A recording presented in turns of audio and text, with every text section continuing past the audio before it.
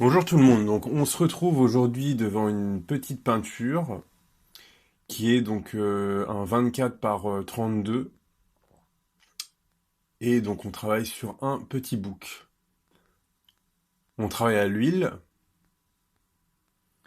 donc ici je vais commencer par faire les yeux déjà en premier, enfin les yeux, l'œil en tout cas,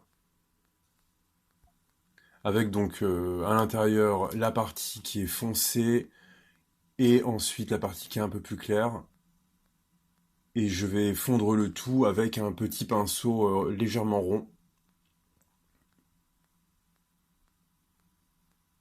Donc j'ai travaillé également l'extérieur de l'œil avec un petit peu plus.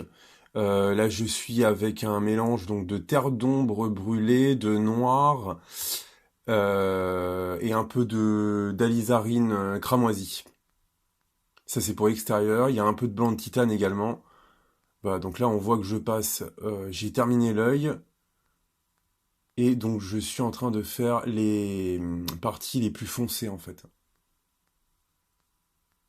Donc moi je fais vraiment par zonage. Donc j'ai des parties foncées, parties claires. Donc je vais utiliser des pinceaux ronds ainsi que des petits pinceaux langue de chat. Donc ici je vais commencer à faire les poils. J'ai mis une sous-couche. Pour mes couches de poils en fait j'utilise donc d'une part la zone foncée et la zone claire en sous-couche, et ensuite par-dessus j'ai rajouté un peu de blanc pur avec un pinceau qui est un pinceau plat cranté. C'est un pinceau spécial en fait pour faire les poils. Donc ça c'est ma couche, c'est ma couche de charge. Et ensuite je vais terminer le poil avec vraiment un pinceau beaucoup plus fin qui est un traînard en fait. Et donc toujours je fonds mes poils avec un petit pinceau rond. Et je vais alterner du coup avec le traînard, les poils très clairs et les poils très foncés. Toujours en gardant en tête que j'ai effectivement des zones qui sont touchées par la lumière, ça c'est très important, de bien visualiser à l'avance d'où vient quelle est votre source de lumière et d'où elle vient, pour pouvoir faire de belles ombres et puis de belles couleurs claires. Donc là, j'ai fait le nez, ainsi que la narine, une partie de la bouche et le menton, donc avec des couleurs plus foncées au niveau de la bouche et un petit peu plus claires au niveau du menton. Et donc c'est toujours la même chose, hein. Ensuite, c'est zonage, sous-couche, puis surcouche de poils en fait. Donc le poil, il faut essayer de le voir en trois dimensions finalement et de savoir quelle est la couche, quelle est la couleur de la couche qui est en dessous. Donc toutes les zones là qui sont un petit peu plus claires au niveau de la corne, je vais vraiment venir les travailler au foncé ensuite. Je vais venir les foncer avec un glacis tout simplement, hein. Ça va être enfin un voile. Ça c'est un voile qu'on va mettre ensuite à la fin de la peinture.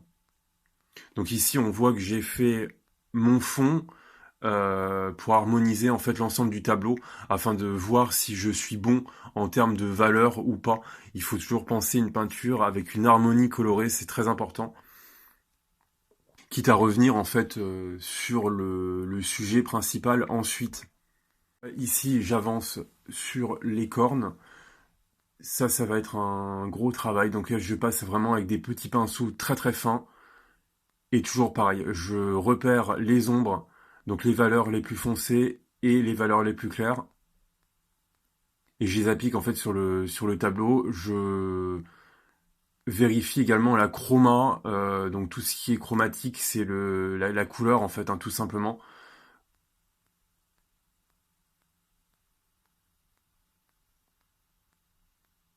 Et donc ici, la corne, en fait, elle vient vers nous.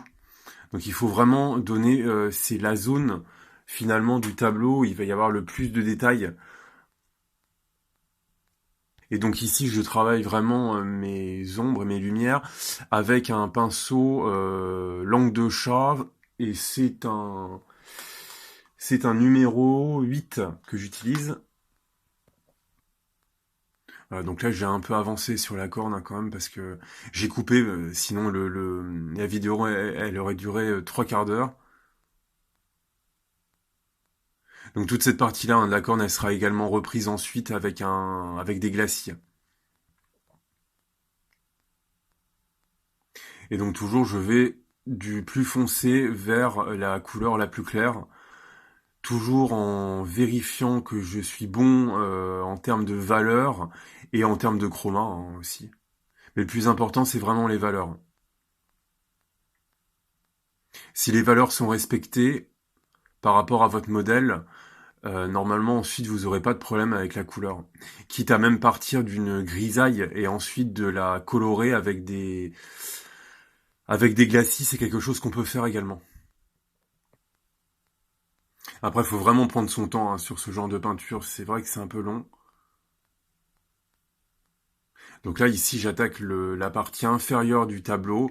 J'ai une partie donc qui est dans l'ombre, juste en dessous de la corne. Et on a très légèrement, on a quelques poils en fait qu'on peut voir qui ressortent très légèrement blancs de l'ombre. Donc ça va être la même technique que tout à l'heure pour le reste du visage. Sauf que ici, je vais utiliser vraiment une peinture beaucoup plus sombre, quitte à charger là effectivement au noir. Je mets beaucoup de noir dans mon mélange. Ça, c'est pas un problème, hein. Le noir, on peut l'utiliser. Il y a pas de souci en peinture. Vous faites ce que vous avez envie de faire. Voilà. Donc là, on voit que je suis vrai. Donc ici, je suis passé. J'ai terminé les poils en bas. J'ai refait mon fond parce que mon fond me plaisait pas. Et ici, donc, on va revenir. Là, ce sont les glacis et les voiles qu'on va venir mettre sur l'intégralité, en tout cas une partie du tableau.